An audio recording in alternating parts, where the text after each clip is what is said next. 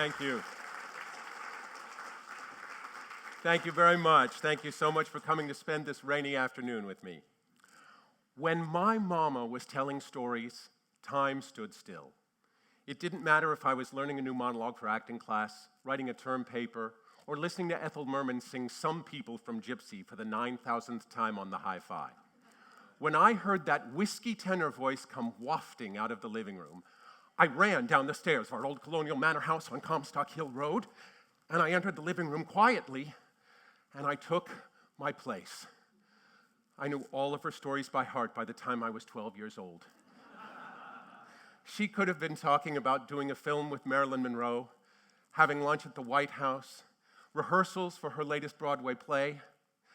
Well, she could have been talking about what she bought at Christie's Market that week. Didn't matter. All of her stories were fabulous. Then again, maybe it wasn't the stories as much as it was the storyteller. She'd be sitting in this room in a wingback chair in front of a blonde marble cocktail table. Now, on the table at all times, there were two prominent features. The first was a pewter apple about the size of a softball. You flipped it over, and it was a cigarette lighter. The other one was a large Victorian cake plate that was overflowing with ashes and lipstick-smeared cigarette butts. She had a true blue filter tip in this hand, a watery glass of Dewar's Scotch in this one, and she'd be wearing something like a pink blouse with a pair of blue jeans, and in this ear, she had one enormous pounded silver hoop earring. Looked like it belonged in a window curtain rather than a human ear. And she'd say something like, "You like this blouse? You don't think it's too loud, do you? I don't want to look like a friggin' jelly bean. See this earring? Hell, how could you miss it, right? I wore this to Luke's PTA meeting last week. His homeroom teacher came in, some little powder pigeon of a woman in sensible shoes. And she said, "Oh, my, you've lost your other earring." I just looked at her and said, "Honey, it takes a lot of class to just wear one." Now that was my mama. Up in Connecticut, she was Mrs. Jack Yankee. But on Broadway and in Hollywood, she was a character actress known by the name of Eileen Heckart. She was a wonderful actress. And because she was such a wonderful actress, she was an amazing storyteller. She passed away, boy, it's already more than 20 years, and there are so many things that I miss. But one of the things I miss the most are the stories. Now, after she died, as my brothers and I were sorting through all of this memorabilia from a 50-year career in show business, my oldest brother suddenly turned to me and he said, "Luke, what's this picture?" I said, "Oh, I love that picture. That's from that time Mom was hanging out on the set with Clark Gable." "Well, when was Mom ever on a set with Clark Gable?" "Oh, you know that great story about when she was doing the film with Mervyn LeRoy, and Mervyn knew that she was such a fan, and he invited Gable to drop by the set, and Mom sat there drooling all afternoon?" "No, I don't remember." "Well, of course you do. You must have heard it 50 times. I suddenly realized that I was the only one who knew all of these stories. I was the keeper of the flame. Now, right around this time, I was out here in Palm Springs doing a reading of a play that I had written, and one of the people involved in the reading was a woman who had worked with my mother back in the days of live television, a glamorous European actress by the name of Maria Riva. And Maria said to me, "Darling, I think your mother was marvelous. She was beef jerky on the outside and Jell-O pudding on the inside." And I said, "Well, thanks, Maria, but I think your mother was pretty marvelous too, but she was Jell-O pudding on the inside and beef jerky on the outside." I said, "Darling, of course. That's why they got on so well." Now, believe me, she knew what she was talking about because her mother was Marlene Dietrich. Talk about a diva. So as Maria and I started exchanging war stories about her mother and my mother and the friendship they had over the years, somebody involved in the group suddenly said, "You know, Luke, you should put together a program and call it Diva Dish." Well, the light bulb went on in my head, and I spent the next 6 months going through newspaper articles, video archives, and unpublished photographs to put together some of what you're about to see this afternoon.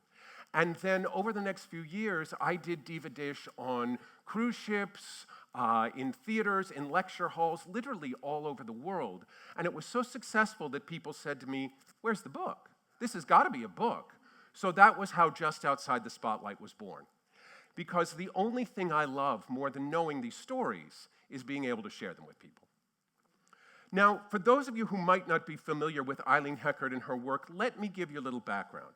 She was one of the hardest working character actresses of the last 50 years. She won an Academy Award, 2 Emmys, a Golden Globe, 4 honorary doctorates, a Tony for Lifetime Achievement, and she was inducted into the Theater Hall of Fame. And she worked with some of the biggest divas of the last half century. Let me dive right in by giving you a little dish on the Academy Awards. When Robert Duvall laughed that way over Shelley Winters, the appearance was that his laughter was saying, "Isn't it funny that Shelley Winters was nominated for the Poseidon Adventure?" Well, in fact, everyone expected Shelley Winters to win for the Poseidon Adventure. And for Jimmy the Greek, who was the biggest odds maker in Las Vegas at the time, my mother was his only upset of the entire evening because he thought Shelley Winters was going to win. So Robert Duvall, when he came out on stage, he locked eyes in the audience with James Caan, who was his drinking buddy from The Godfather, which they had shot the year before. They had many private jokes together on the set. So just as Robert Duvall was announcing the nominees, James Caan in the audience made some obscene gesture, which was one of their private jokes. Well, Robert Duvall saw this and he totally lost it on live television broadcast around the world. Needless to say, Miss Winters was not pleased. Now, the very handsome white-haired gentleman who grabbed my mother and kissed her when she won was my father, Jack Yankee. He was an amazing man. I never realized just how amazing until I lost him. So when they called my mother's name, he was so excited that he grabbed her and kissed her with such force that as she went up to the stage, he looked down and he saw that he had skin under his thumbnail. But in the heat of the moment, he forgot about it. Well, if you look closely at some of these publicity pictures with Cloris Leachman, if we zoom in on my mother's chin there, see that little spot on her chin? Well, if her chin were pointed more upward, you would see a long trail of blood going down her neck where my father gouged her as he gave her her congratulatory kiss. She was very fond of saying, "Honey, I was the first bloody Academy Award winner in history." So they went on to the governor's ball, and every star in Hollywood was there. And at one point, my father said, "Sweetheart, I know this is your night, but there's only one person here I want to meet, and she's coming down the stairs right now." And there, coming down the stairs, being practically carried by 2 beefy boys, was none other than Mae West. She was held together by 4 pairs of eyelashes. And my mother said to me later on, "Honey, at this point in her life, she looked like she was good for about an hour a day, and this was her hour." "Oh, Miss Heckart, how'd you do? Congratulations on your award." And then she looked my father up and down and said, "But it looks to me like you already had the prize." My father nearly peed himself. Someone else they spoke to that night was Rosalind Russell, who received the Jean Hersholt Humanitarian Award that year. My mother had tremendous respect for Rosalind Russell as an artist, but she was always kind of jealous of her, because the role that put my mother on the map on stage was in William Inge's Picnic, and this role had been played in the film by Rosalind Russell. And my mother was always kind of rankled that she didn't get to recreate her great stage role on film. Nonetheless, she wanted to congratulate Miss Russell, and she was terribly ill at this point. She was in a wheelchair from her crippling arthritis, and her face was bloated from terrible cortisone injections. And so Mom went up to this terribly fragile lady, and she says, "Roz, congratulations, it's Hecky." And Rosalind Russell took my mother's face in her hands and said, "Oh, if I'd let you play Picnic, you'd have had your Oscar 20 years ago." So They got back to the hotel, and there was a huge stack of messages and telegrams. This was in the days when people still sent telegrams. And the one on the top simply said, "Call Marlena. Regardless of the hour, call Marlena," with a phone number in Paris. And Mom's thinking, Jack, won't this be thrilling? My very first phone call 2 hours after winning the Oscar will be from Marlene Dietrich. Hello? Hello, Marlena. It's Eileen. Darling, your makeup looked terrible. It did? But darling, it did in the movie too. And Marlene Dietrich spent the next 10 minutes berating my mother for her lack of style, her lack of fashion, her terrible ward, but in her staunch Germanic way, that was the only way she could congratulate her. In Marlene Dietrich's ABCs, under Heckart Eileen, it says, if she were acting in Europe, she'd be queen of the boards. In America, the typecasting barbarism deprives the world of her true talents. Now, when this was first published, my mother went out and bought about 75 copies to give all of her nearest and dearest as Christmas gifts that year. So how did these two get to know each other in the first place? Well, Marlena had tremendous respect for my mother's talent, and she came to see her on Broadway in The Dark at the Top of the Stairs and invited her to supper afterwards. And Mom said, "Oh, Miss Dietrich, I'm honored. I'd love to go to supper with you, but I have a husband and small children back in Connecticut, and if I don't catch the 11:07, there's not another train until the milk train." Believe me, Marlena did not like being turned down for dinner invitations. So a few months later, Marlena came back to see the play again, and she said, "Now, my darling, now that your play is closing, I am going to be doing my nightclub act in Las Vegas. You will come and spend the weekend with me." Now, this wasn't a request. This was more of a command. So Mom made the necessary arrangements and showed up at the Desert Inn, and as she arrived, the concierge greeted her and said, "Oh yes, Miss Heckart, Miss Dietrich is expecting you. She's down in the theater." So Mom went down to the theater and opened the door very quietly, not wanting to interrupt a rehearsal. She didn't see anything. Stepped further into the theater, still nothing. Finally, when her eyes adjusted to the work light, she saw a woman up on stage in blue jeans and a work shirt with a bucket and a bucket and a brush scrubbing the stage. "Excuse me, I'm trying to find Miss Dietrich." "Hello, darling. How was your trip?" "Marlena, what are you doing? Surely they have people here to scrub the stage." "These stupid people never get this floor clean enough for me. I'm going to drag a $50,000 ermine around this stage tonight, and it's got to be spotless." And apparently, Marlene Dietrich did this in every theater she went into. Here's a picture of that cute little house coat she was referring to.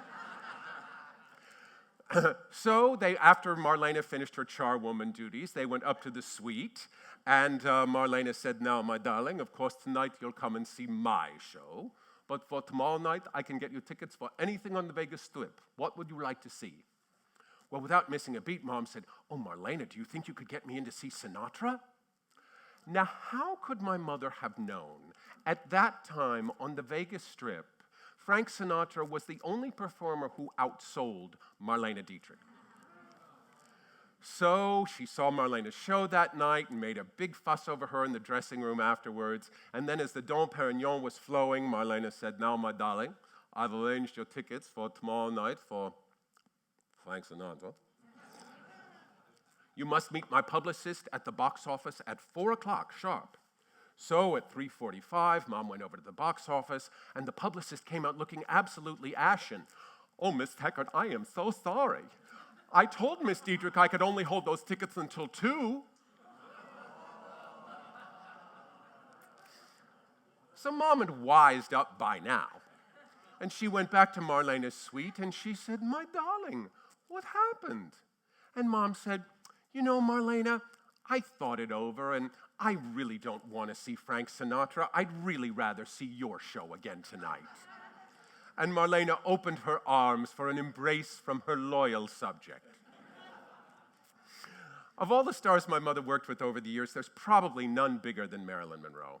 And in those clips you saw, Mom played Marilyn's best friend in the film A Bus Stop. And my mother had 2 sets of stories she would tell about Marilyn. The first one went something like this. "Marilyn, what do you want to know about her for? always coming to the set late, totally undisciplined. She was a real pain in the ass, if you want to know. The second set of stories went something like this. Marilyn, what a sad, lonely, vulnerable lady. She never believed that she was loved, desperate to have a child, constantly seeking approval. Don't make me go on. To the day my mother died, she could never tell that set of stories about Marilyn Monroe without bursting into tears. And that's the side of Marilyn I want to focus on tonight, the softer, gentler Marilyn, if you will. I love this photo of the two of them at the rodeo, in between takes at the rodeo in Phoenix, holding their big glasses of ice water. And that day that they were shooting in the stands, Marilyn really started letting down her hair to my mother and talking about her really tragic childhood and the various foster families she was bounced around to as a child. And at one point she said to my mother, you know, there was this one foster woman. Her name was, I called her my Aunt Anna. And I really think she wanted to keep me. But her heart was bad, and she was already in her 60s and felt she couldn't take on the responsibility of a small child. But when she sent me back to that orphanage, she gave me a little straw hat with a matching straw suitcase. That was the finest gift I was ever given in my entire life. I really think she might have loved me. Marilyn also adored children. And my brothers, Mark and Philip, were little boys, and they were hanging out on the set. She was crazy about those boys. Now, one of their nightly rituals is that after Marilyn had the top floor suite at the hotel, and Mom's suite was one floor below. So one of their nightly rituals after a long day of shooting is that Marilyn would go into these elaborate gift baskets. She was constantly being sent by studio types who were trying to gain favor. And she would take out the grapefruits and the oranges, and she would call down to my brothers on the balcony below.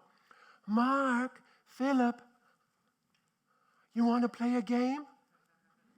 You want to play catch?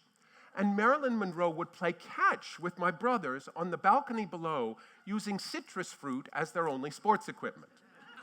But at ages 2 and 4, they weren't very good catchers. So Marilyn would be in the other room on the phone with my dad, and my mother would be in the other room on the phone with my dad. She'd be saying, oh, for God's sake, Marilyn's out there playing catch with the boys again. And guess who's going to have a raggedy ass down at the pool at 2 a.m. picking up all those bloody grapefruits and oranges?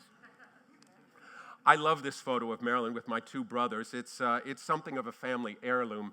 And yes, in fact, my mother has so many wonderful stories about Marilyn, and I've actually created a play called Marilyn, Mom, and Me, which has already won all kinds of awards, and I'm thrilled to say it has recently been optioned by a Broadway producer.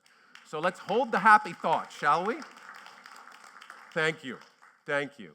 And it's going to have its world premiere in the realm of shameless self-promotion. It's going to have its world premiere a year from now at International City Theater in Long Beach, so keep your eyes posted. But I love this photo. It's something of a family heirloom of my 2 brothers. My brother Philip is the one in Marilyn's arms. And if we just kind of zoom in on this for a moment, see the way he's resting his elbow? All I'll say is that is one happy baby. So now I've told you about the diva, let's talk a little bit about the mom. The diva, the mom, the yin and the yang. Well, she was also a terrific mom. And she was the type of mom who wouldn't think twice about doing a matinee and an evening performance on Broadway and then coming home and filling Easter baskets until 4 o'clock in the morning. She gave us elaborate birthdays and Christmases. She loved any excuse for a party. And up in Connecticut, she would say, oh, honey, please, nobody knows who I am up here. I'm just plain Mrs. Yankee. Now, I ask you folks, how many Connecticut housewives do you know who go to the supermarket in a full-length mink coat, dark glasses, a cigarette holder, with a copy of Variety tucked under her arm to read in the checkout line? Plain Mrs. Yankee? I don't think so. But that was part of the fun. You never quite knew if you were going to get the diva or the mom. One time, my parents were having a yard sale. And people came from far and wide to see if Eileen Heckart's yard sale crap was better than anyone else's. It wasn't. So Mom was stationed at the foot of the driveway with a cigar box full of dollar bills and quarters. Towards the end of the day, this no-neck, lumpy-looking man came down the driveway with this oriental screen folded under his arm. Said, "Hey, yeah, you're Eileen Heckart, aren't you? Yeah, I saw you on that show once. Yeah, listen, about this oriental screen, you got it marked $5. I'll give you $1.50 for it. What do you say?" Well, it's the end of the day. We're trying to get rid of stuff. "Sure, you can have it for $1.50. Hey, yeah, and will you autograph it for me too?" "Not for $1.50. She loved Christmas. And one of the things that she would do when I was little is that about a month or so before Christmas, she would go into New York to all of the various department stores, and she would kind of scope out the Santa Clauses to see which one had the best routine that year so she knew where to take me. Well, this particular year, she decided it was Macy's. So she got me all dressed up and took me in on the train, and I waited in line for Santa, and this picture was taken. And then right after this picture was taken, Santa, who of course was an unemployed actor, spotted her and said, "Hecky, my God, how are you? It's been years." She thought, "I'm going to kill this son of a bitch. He's just ruined Christmas for my child. He's going to be scarred for life." But you see, I took it another way. I knew that only Mommy's really close friends in show business called her Hecky. And if Santa knew Mommy well enough to call her Hecky, I was getting everything on my list that year. Then we went to Sardi's, the famous theatrical restaurant, and Vincent Sardi took her caricature off the wall and showed it to me up close, and he served me my ginger ale in a champagne bucket with a swizzle stick. Oh, I felt like such a grown-up. Then, as we were having lunch, all of a sudden, Soupy Sales blew a kiss to my mother from across the restaurant. Well, Soupy Sales' kids show was the hottest thing on the air, and I thought Soupy Sales was it. "Mommy, do you know Soupy Sales?" "Well, darling, as a matter of fact, I do. Would you like to meet?" "Would I like to meet him?" So she beckoned Soupy over to the table, and he paid his respects. And as he walked away, I said, "Now, Mommy, you tell me the truth. Did my older brothers ever meet anybody as important as Soupy Sales?" And she's thinking Marilyn Monroe, Paul Newman, Debbie Reynolds, and she looked me right in the eye and said, "No, my darling, they never met anybody that important." Santa Claus and Soupy Sales in the same day? I could have died happy at age 7. So as I mentioned, she just loved Christmas. And there was a point in time where you knew you had arrived in theatrical circles if you were invited to Eileen Heckart's tree trimming party up in Connecticut. This was a grand affair. Some of the people who came over the years to help trim the tree included Blythe Danner, Paul Newman, Joanne Woodward. One year, Mr. Newman gave me some pointers on how to upstage my co-star in children's theater, and I loved him for that. And Mom was always trying to outdo what she had done the year before. Well, this year she decided she wanted an elaborate dessert, a very ornate pastry, something called a croquembouche. Now, this is a tower made out of profiteroles, little tiny puff pastries covered in chocolate that are held together with spun sugar. Very difficult to make. She called caterers all over Fairfield County till she'd found one who'd even heard of the damn thing, let alone was willing to make one. Finally, she spoke to a woman who said, "Yes, I know what that is. And if your party is on Sunday, well, I suppose I could have it for you by next Tuesday." On Tuesday morning, "Hello, this is Mrs. Yankee." "Who?" "I'm calling about the croquembouche." "Oh, no, it's not ready yet. Call tomorrow." On Wednesday, "Hello, this is Mrs. Yankee calling about the Oh, I couldn't possibly have it for you today. I had a dinner for 200 at the UN last night. Call tomorrow." This went on and on until Mom was a nervous wreck that she wasn't going to have any dessert for her guests. Finally, the morning of the party, I drove with her over to this woman's house, to this elaborate kitchen, and as we walked in, this woman is there applying rosettes to a cake from a pastry tube. Yes, it's on the kitchen counter. You can leave the check in the wicker basket by the door. Carry it carefully. So I'm carrying the croquembouche for dear life, thinking, "Dear God, if I drop this, I will be grounded for the next 50 years. So the minute we got in the car, Mom lit a cigarette. She said, "Ooh, that caterer was such a bitch. I will never do business with her again." Yeah, she did seem pretty snooty. What was her name anyway? Martha Stewart. And as many of you know, before Martha Stewart became Martha Stewart, she was a caterer in Connecticut. Many's the time. As a kid, I went to weddings and bar mitzvahs, and Martha was there dancing around with the canapes and terrorizing the kitchen help. Now, the year of the croquembouche, Mom had this wonderful Broadway agent named Milton Goldman. And he called her about a month before the party and said, Hecky, with your permission, I would like to bring a special guest to your party, and that guest is Ethel Merman. I was over the moon because I had just seen my first Broadway musical, which was Miss Merman in Hello, Dolly, and it was all I could talk about. Now, I have to tell you folks, at age 10, this kind of news doesn't go down too well on the playground. Who's coming to your parents' party? Ethel Mertz? Well, yeah, she's going to be there too, and her name is Vivian Vance, but this is Ethel Merman. She's a big music. Well, they didn't care and they didn't want to care. But around the house, it was all I could talk about. Till finally, Mom said, now listen, you mustn't gush over Miss Merman. Big stars don't like that. You may tell her how much you enjoyed her performance once, but leave it at that. So the night before the party, I was so nervous, I get so excited I could hardly sleep. And the next morning, I was so nervous I could barely even button the buttons on my little Christmas vest. And as Miss Merman arrived, I went up to her and I said, how do you do, Miss Merman? It's such a pleasure to meet you. I really enjoyed your performance in Hello, Dolly, and my mother would like to know if I could fix you a drink. And she said, sure, kid, I'll have a martini. Well, Miss Merman, I'm only 10 years old. I don't know how to make a martini. Come on, kid, I'll show you. And Ethel Merman led me over to the bar and showed me exactly how to make her variety of martini, which was stirred and not shaken. And I'm holding this big half-gallon of Tanqueray gin, and my palms were so sweaty, I was so nervous. I'm thinking, I'm going to drop this on Ethel Merman's foot, and she's going to be out of Hello, Dolly for the rest of the run, and it's going to be all my fault. Well, mercifully, that didn't happen.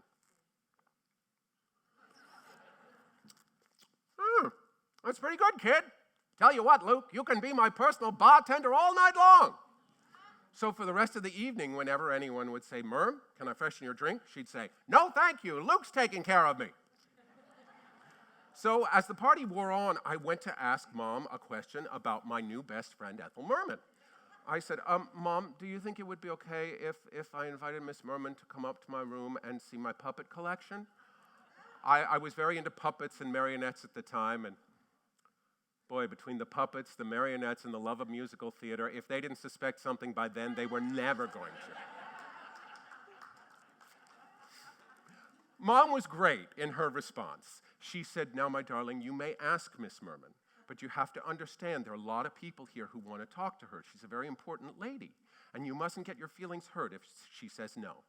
So I understood the ground rules. I waited for the appropriate moment. I think Miss Merman was just leaving the loo. And I went up to her and I said, excuse me, Miss Merman, do you think you could come up to my room and see my puppet collection? Well, maybe. Oh, it's okay. You don't have to. I understand. I know you're a very important lady and a lot of people here want to talk to you. It's okay. So about 20 minutes later, Milton Goldman said, hey, Merm, come on, get your coat. Limo's almost here. And she said, wait a minute, Milton. I got to go upstairs and see Luke's puppets. Well, God bless her. She came upstairs, and I only showed her the top 5 instead of all 35. And a week later, she wrote me a lovely note that said, Dear Luke, thank you for taking such good care of me at your parents' party. Merry Christmas and love, Ethel Merman. She will forever have a tender place in my heart, and I still know how to make a flawless martini.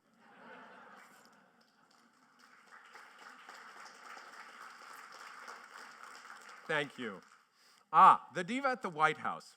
Lady Bird Johnson was a big theater lover, and she had seen my mother in a Broadway play, a comedy at the time that was very popular called You Know I Can't Hear You When the Water's Running. And she came backstage and spoke to Mom, and then a few weeks later, my parents received a formal invitation to a luncheon at the White House. Well, they were thrilled.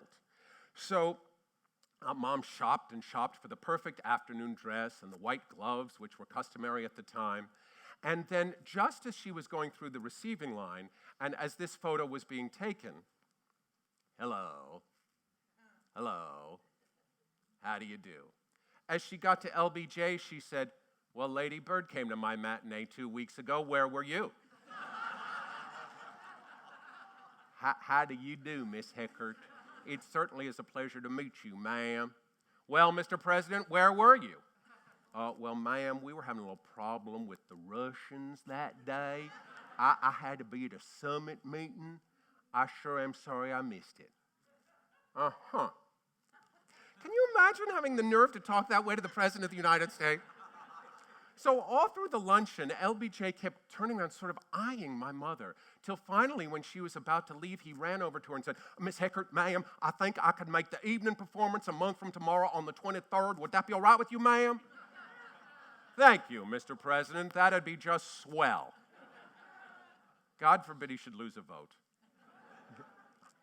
George Cukor was a legendary Hollywood director. As many of you know, he directed Camille with Greta Garbo, so many of the Spencer Tracy, Katharine Hepburn comedies. He won an Academy Award for My Fair Lady. And remember that clip of my mom on horseback? Well, he also directed that, which was a not very good Western called Heller in Pink Tights. Now, this is the story of a theatrical troupe that was touring the Wild West, and it starred Anthony Quinn and Mom and Margaret O'Brien as a young woman, and the lead in the picture was Sophia Loren. Now, for all of Sophia's natural beauty, she felt she had to enhance it. And one of her many beauty secrets is that she had these invisible tapes she had flown in from Sweden. And she would put these tapes on the corner of her eyes, and they would pull just a little bit, and then you'd cover them over with makeup, and they would avoid crow's feet, and they helped to enhance the gorgeous almond shape of those eyes. Well, Margaret O'Brien and Sophia became very chummy, and Margaret was just fascinated with all of her beauty tips. So one day, Mom had a late call, and she came to the set, and George Cukor was ranting and raving. George, what on earth is the matter? You know all that great location work we did last Tuesday? Well, we have to reshoot the whole goddamn morning because Margaret O'Brien looks Chinese. And sure enough, she'd gotten a hold of Sophia's tapes and she'd pulled them too tight. Now, they weren't able to do a lot of those reshoots. So if you ever see this film on The Late Show, look closely at Margaret O'Brien, because for about 3/4 of the film, she looks like Margaret O'Brien. For the last quarter, she looks a little bit like Anna Mae Wong. My mother did Neil Simon's Barefoot in the Park on Broadway. She had turned down the role of the mother originally because she was hesitant to work with this unknown director by the name of Mike Nichols. Wonder whatever happened to him. Now, during the run of Barefoot in the Park, a fan who owned a sporting goods store came backstage, and he gave my mother, knowing she had 3 sons, gave her 3 pairs of metal baseball cleats in varying sizes. Well, she thought that was kind of a peculiar gift, but thanked him nonetheless. Then, a few weeks later, I was sitting at home watching cartoons, minding my own business, when my brother Philip came in. You have to move. I want to watch F Troop. No, I was here first, and I'm watching Bugs Bunny. It's the one with the purple monster. Well, he saw one of those metal baseball cleats laying around, and he picked it up, and he whacked me in the head with it. My mother was in the kitchen doing dishes and saw the whole thing.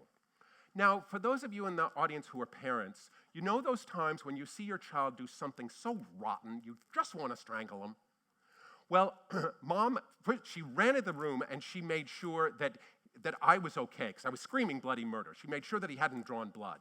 Then she started chasing him all around the room. But he was so little and squirrely, she couldn't catch him. Finally, she got him pinned behind the living room sofa, and she started kicking his direction. Now, she knew she wasn't actually kicking him and making contact, but she was so livid, she was kicking in his direction. And she said, "You just wait till your father gets home, young man. You're going to be grounded for a month, and no TV." Well, after the heat of the moment had passed, she said to herself, that was pretty shitty behavior. And being a good Catholic girl, she figured she'd better get her butt to confession. Now, all the Catholics on Broadway knew that if you went to St. Malachy's on 49th Street, the little old priest there loved theater people. And he would give you absolution and get you in and out of there in 10 minutes. So after a matinee performance of Barefoot in the Park, Mom put her hair in curlers for the evening show, ate a quick dinner in her dressing room, tied a shocking pink scarf over her curlered head, slipped on a white mink coat, and then in full stage makeup, she trotted off to confession. So as she's waiting to go into the confessional, she saw the old priest that she knew and liked come out, and she saw this young 20-something Irishman go in. Bless me, Father, for I have sinned. It's been 3 weeks since my last confession. Father, I kicked my child. And this young priest glared at her through the grate in the confessional, and he took a long look at her. You kicked your child? Yes, Father, I kicked my child. Are you a working girl? Well, yes, Father, I work. What part of town do you work in? Well, mostly around Times Square. And what hours do you work? Well, primarily in the evenings. Oh, and who takes care of your children while you're working evenings? Well, my husband does. Oh, and your husband approves of your work, I suppose. Well, not really, but I love it so much he knows he can't stop me. And you kicked your child? Father, is this going to go on much longer? I've got to get back to work. What exactly is it that you do?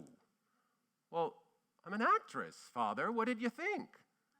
Well, what show are you in? Barefoot in the Park, Father. Good God, you're going to be late for the evening show. Say one Hail Mary and get the hell out of here.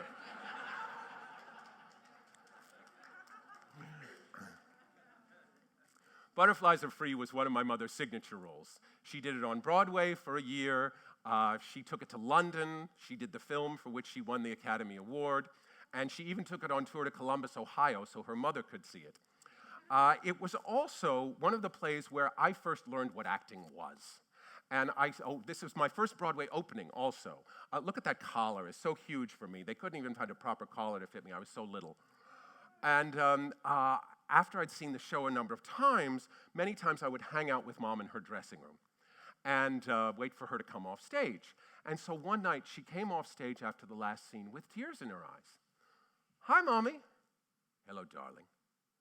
Mommy, what's the matter? You seem so sad. Well, I am. My child has just told me he doesn't need me anymore.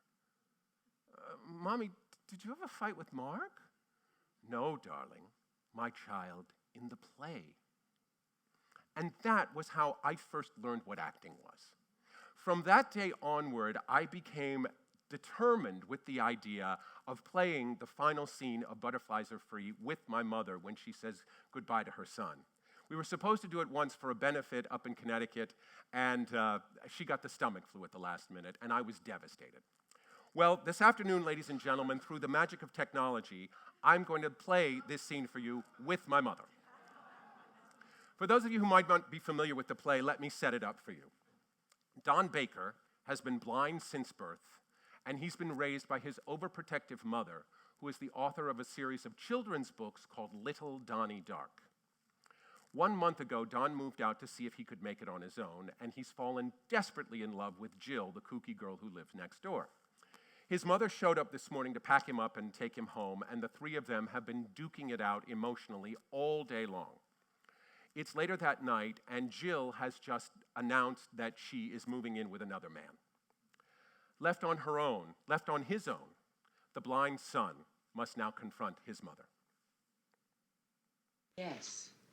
I have something to tell you. You'd better sit down. Is it something awful? No, you'll like it, but you'd better sit down. I'm sitting. I want to go home. Will you get the car and I'll pack? Did you hear me? Yes. Well, then why don't you say something? I intend to. I'm collecting my thoughts. Well, can't you do that while you're getting the car? I won't take too long. Just a minute. I think we should talk about it. Talk about it? Isn't that why you came down here today, to take me home? Yes. Well, then what is there to talk about? My God, we've been talking about it all day long. You said this place isn't Buckingham Palace. You said I was living in a rat hole. And you said it's the Taj Mahal. Are you saying you don't want me to come home? No. I'm simply saying I think we should talk about it. Now put the bag down. I am coming home, Mother. Down.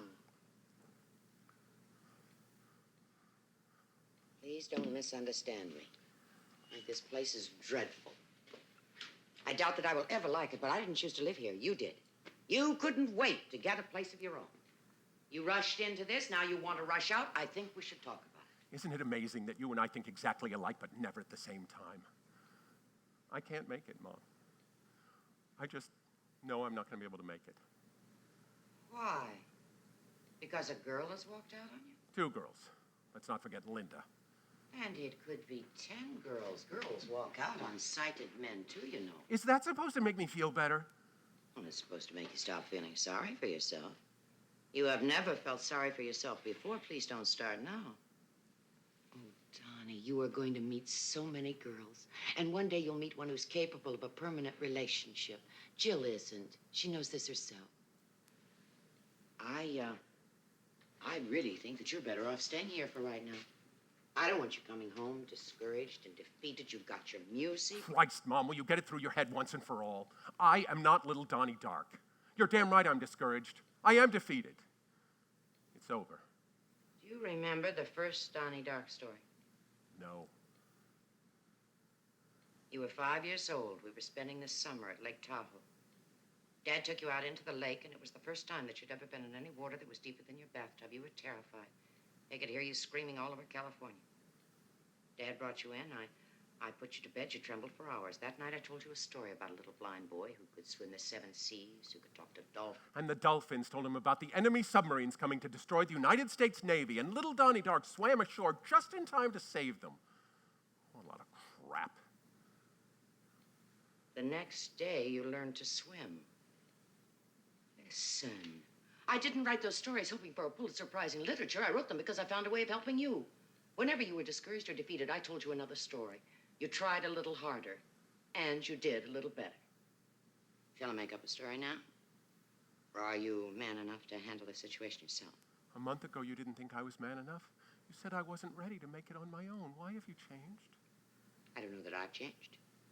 You're not the boy who left home a month ago. I came down here today hoping that you were. You know, Donnie,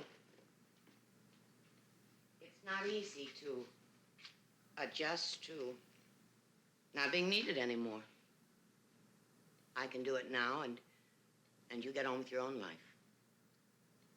I'd like to see you have some decent furniture, some dishes, and some glasses.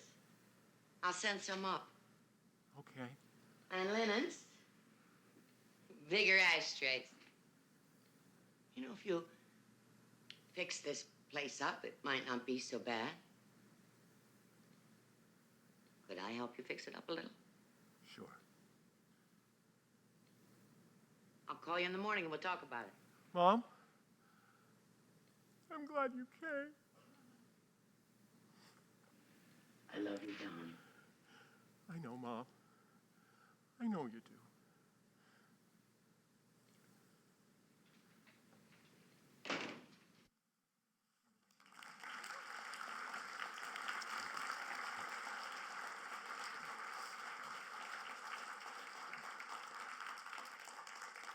Thank you.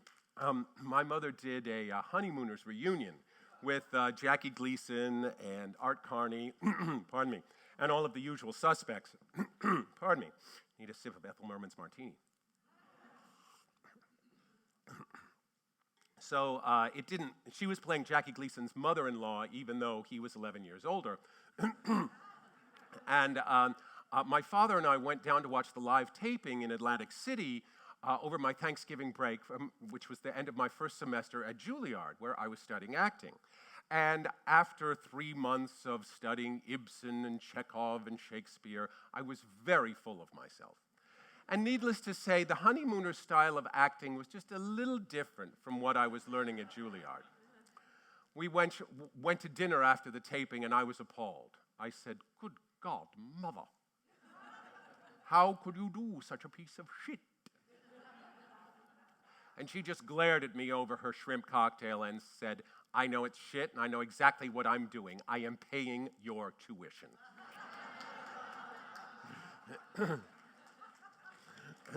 So, Before we get to the, in just a moment, I'm going to ask you to have your programs handy because there's a list of divas in the back of the program, and we're going to bring up the house lights, and you're going to have a chance to ask about any of those divas. But before we do, I want to do a few housekeeping things. First of all, I want to thank a huge round of gratitude to TJ Hicks and Stephen Garcia and all the folks here at the Rancho Mirage Library who are such pros and have made me feel so welcome. It's just been wonderful. Yes, indeed. It's really been awesome. And also to all of you for coming out on this rainy day. I'm really so grateful to you for sharing your afternoon with me. I do have some copies of Just Outside the Spotlight, and I'll be up here at this little table signing them afterwards for anyone who would like to purchase a copy. I also have a new book that just came out a few months ago for any aspiring playwrights in the audience, and it's called The Art of Writing for the Theater, an introduction to script analysis, criticism, and playwriting. The first printing was already sold out, and I have a few copies of those as well if anyone is interested. So now, you all have a list of names in your programs. Stephen, if we could bring up the house lights, please. Raise your hand, shout out a name, and I'll give you the dish. Yes? Paul Newman. Paul, you know what? Thank you, Grant. I'm going to save that story for later on because it segues into the last story I want to tell, but I'll come back to Paul Newman. Yes, ma'am? Barbara Streisand, thank you. So my mom did one of the few musicals she did. She was terrified of musicals. And she did a show called A Family Affair, which was actually the first musical that Hal Prince directed on Broadway.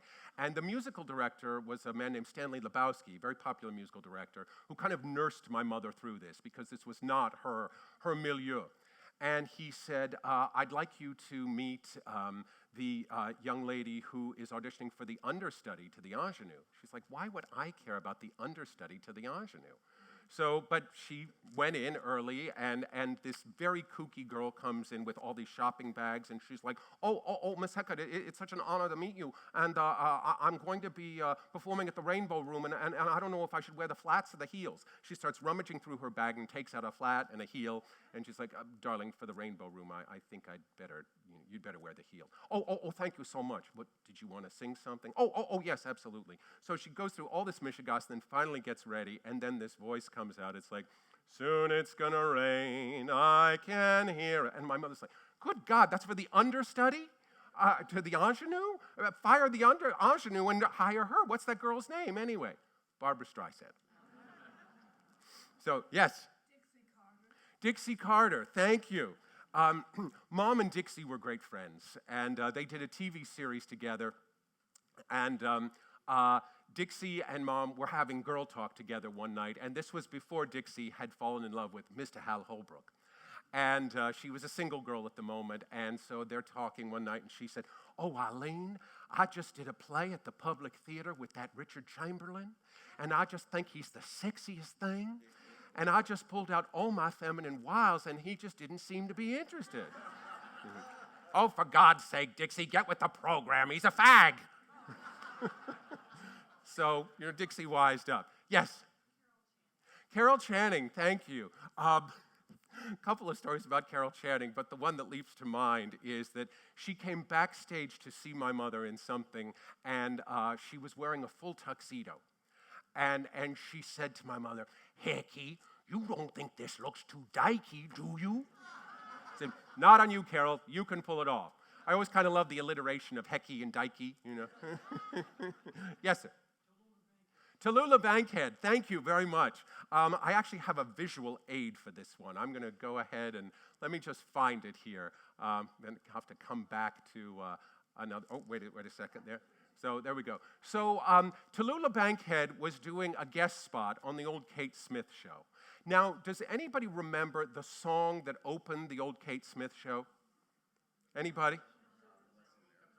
Thank you. When the moon comes over the mountain. Yes, God Bless America was her signature song, but her show opened with When the Moon Comes Over the Mountain. So Tallulah was doing a guest spot on the show, and she was not a happy girl. And Tallulah had a mouth like a sailor, so forgive my language, but she's saying, fucking costumes are terrible. Fucking director doesn't know what the fuck he's doing. Fucking script is a piece of shit. And Kate Smith was a very religious lady, and she pulls Tallulah aside and says, Miss Bankhead, this is a family show, and I treat my staff and my crew like they are my family, and I must ask while you're on my set that you do not use that kind of language. And Tallulah was there smoking and tapping her foot, and she wheeled around and said, listen here, you, I was a big star for 20 years before you ever dragged your fat ass over that mountain. And Kate Smith fainted. She went right down with a resounding thud. Yes, ma'am. Elvis Presley, thank you. I was just looking, see how we're doing time-wise. My mother was a huge Elvis fan, and she just thought he was just the sexiest thing on two legs.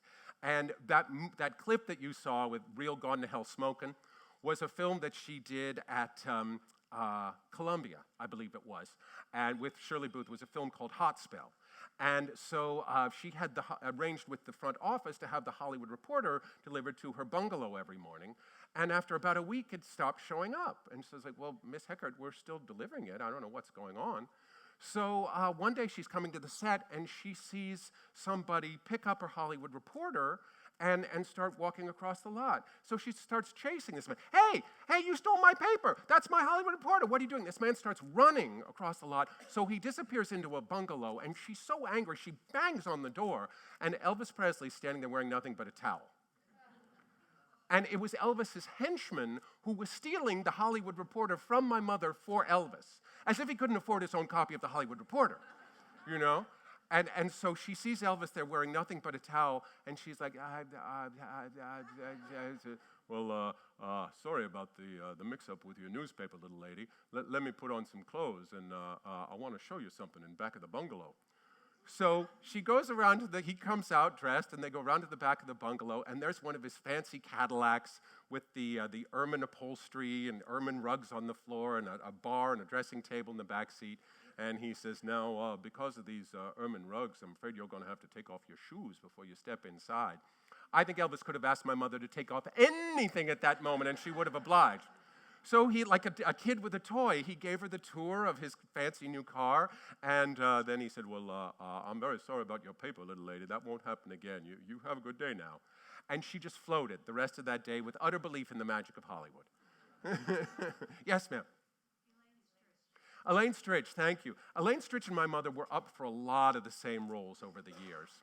And there was a point in time where the word Stritch was sort of a dirty word in our household, where Mom would say, you know that Jack Lemmon movie I was up for? Stritch got it. And the way she said Stritch, you could tell what it rhymed with. So Ellen Burstyn was doing a very short-lived comedy, and Ellen Burstyn was a brilliant actress, is a brilliant actress.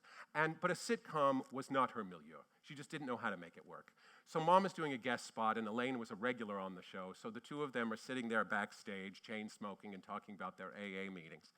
And at one point, Mom leans over to Stritch and says, Ellen's not very good at comedy, is she? And she says, listen, she's a lovely lady and a wonderful actress, but when it comes to sitcoms, Ellen Burstyn is heavy furniture. Yes, ma'am. Ed Asner, thank you. Actually, I've got a visual aid to go with this one as well, if I can find it briefly. So I directed Ed in a production of Love Letters, the two-character play up in Sacramento. And this was at the time after he'd been the president of Screen Actors Guild during a very volatile time. And I had heard he could either be a really tough cookie or he could be a pussycat, depending upon what day of the week. Well, my mother had done those episodes of the Mary Tyler Moore Show where her character, Aunt Flo, had an affair with Lou Grant, his character. So I was so nervous as I was meeting him, and the fact that I was going to be directing him, no less. And so I put out my hand and I said, Ed, it is such a pleasure to meet you. We have the most wonderful photograph in my parents' living room of you French kissing my mother. Well, let me see if I can find it here real quick. Let me see if, there it is. And of course, when I said that to him, he burst out laughing and gave me a big hug, and we were best buds for the rest of his life. Yes? Bob Fosse, thank you. My mother did a production of Pal Joey, where Fosse was playing the title character of Joey, and of course choreographing his own numbers. This was before he'd making the total transition as a choreographer. And so Mom had this one comic number called Zip, which is actually a role that Elaine Stritch made famous, and where she's talking about doing an interview. She's a reporter talking about doing an interview with Gypsy Rose Lee, and does a mime strip tease during this whole song. And a great acting song. And so Fosse watched Mom kind of struggling in rehearsals with this choreographer who wasn't very good. And so Mom said, so Fosse came to Mom one night and said, Gwen Verdon and I would like to take you to dinner after rehearsal on Thursday. So they had dinner, and they're laughing and joking, and then all of a sudden Gwen says, Bobby, it's 7:30, we have to go. And Mom says, oh, are you going to the theater? I don't want to hold you up. And she says, no, come on, you're coming with us, Heckart. And they get into a taxi cab, and they go downtown to a rehearsal studio. And Gwen excuses herself and comes out a few minutes later in a leotard. And Fosse says, all right, Heckart, we are going to restage your number. I'm going to show you what to do, and Gwen is going to walk your part. And Mom says, Bobby, that's so lovely of you, and I'm honored that you would go to this kind of trouble and renting a studio and everything, but I can't do that to this choreographer. He'd be devastated. Fosse says, he's no damn good. Said, I know that, Bobby, but I'm making it work as best I can, and so thank you for your generous offer, but no thank you. And he stubs out his cigarette on the floor, and he says, you know, Heckart, that's why you'll never be a star. Flash forward many years later, the year of Cabaret, they won the Oscar. They both won the Oscars together the same year. Yes? Mary Pickford, thank you. This is a good one to end on. So, and then I'll come back to Paul Newman. Mary Pickford, my mother did a play with Lillian Gish, and on matinee days, she would stay over in the city, since she lived up in Connecticut, at the Gish's apartment. And in fact, Lillian would reach up into the cabinet and take down the ashtray and the flask that they kept there just for her. And she would say, Eileen, dear, Mother always said you can tell a good girl because she doesn't smoke and she wears panties. Well, dear, you're half good. So one night, when they knew she was going to be staying over, they said, would you like to come to dinner with us at 21 after the show with some dear old friends? Oh, well, 21, that sounds lovely. Who are the old friends? Mary Pickford and Buddy Rogers. So Mom thought, well, this is going to be a night to remember. So Mary was very much in her later days and very much in her alcoholism at this point. And so everyone's being very gentle with her, and Buddy's sort of propping her up and everything. And the conversation was really kind of languishing. And at one point, Lillian says, oh, Mary, why don't you share with Eileen some stories about Pickfair? I'm sure she'd love to hear about, your legendary home, Pickfair. And Mary Pickford turns to Buddy Rogers and says, Pickfair? You're never getting your hands on Pickfair. I'm leaving it to the state of California, and you can go fuck yourself. And the Gish sisters, who weren't used to that kind of language, were like, oh, it's a tragic evening, just a tragic evening. So I want to come back to Paul Newman, and then I have to queue up because I have one last story I want to end with. If we could bring the house lights again, please, when you get a chance. Stephen, thank you so much. So first of all, Paul Newman and Joanne Woodward met doing Picnic on Broadway. And Paul Newman was a great family friend over the years. And he told this story to my mom about, some of you may have heard this because it's been reprinted in places like Vanity Fair. So he was doing a film in a small New England college town, and there was this woman who was the ultimate Paul Newman fan. And so she was so excited that he was filming in her small little town, and she couldn't wait for the day that she would run into him.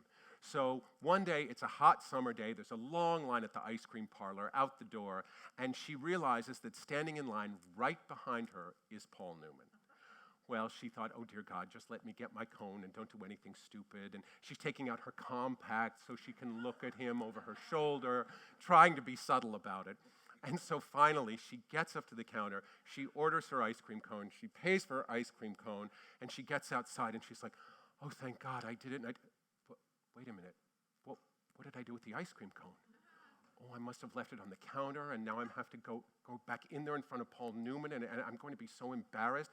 Just at that moment, Paul Newman comes out, and he sees the woman looking terribly confused, and he taps her on the shoulder and says, "Pardon me, ma'am, you put it in your purse." And she was so nervous that she'd taken her purse and just, the ice cream cone went bloop into her purse. So she opens her handbag, and there's strawberry ice cream dripping all over her keys, her wallet, her checkbook. And Paul Newman just tipped his baseball cap and walked on. So as I mentioned, Picnic was the role that put my mother on the map on stage. And this is the last story I'll share with you for today. And believe me, I could go on all afternoon because this is about maybe 2/3 of my one-man show. And so I got a million of them, folks, as the story goes. And in fact, Diva Dish was so popular that then I created Diva Dish The Second Helping, which is about European celebrities. So there's more where this came from. Anyway, Paul Newman and Joanne Woodward met doing Picnic. It was the role that put my mother on the map on stage. It also put a young actress named Kim Stanley on the map. And Mom and Kim Stanley shared a dressing room. And Picnic was this real slice-of-life Americana kind of play about a sleepy a sleepy Kansas town, and this young drifter who comes through and sweeps up the prettiest girl in town, the homecoming queen, and runs off with her, and how it affects this little town. Very kind of soap opera-y, okay? Very kind of Peyton Place. And Mom and Kim Stanley just didn't get the appeal of this play, and they couldn't understand why it was such a success. So as they're up in the dressing room, Kim Stanley would say things like, "The Tony Award for Best Play of the Year, the Pulitzer Prize for Best New Drama. Heckart, what are they seeing out there that we're not seeing up here? Beats the hell out of me, Kim." So as the play went on to win one award after another, the two of them just kept scratching their heads. So finally, one night, Mom came into the dressing room, and Kim said, "Come on, shut the door, shut the door." "All right, Heckart, I have a plan. I bought a ticket for Thursday night's performance, and I'm going to tell the stage manager that I have a toothache, and I'm going to sit in row G in a big floppy hat and a pair of dark glasses and a raincoat, and I'm going to find out what the hell this turkey's all about." Now, feel free to, you meet me at Downey's Bar and Grill after the show, and I'll give you a full report. So Mom could hardly wait to get out of costume and makeup, and that night it was announced that the role of Kim Stanley would be played by Miss Joanne Woodward, making one of her first appearances on Broadway. So Mom could hardly wait to get over to Downey's, and as she walks in, Kim Stanley is sitting there with 6 shots of whiskey lined up all along the bar. And she says, "Well, Kim, what did you think?" She says, "Oh, honey, it is so much worse than we thought." Thank you very much. Thank you.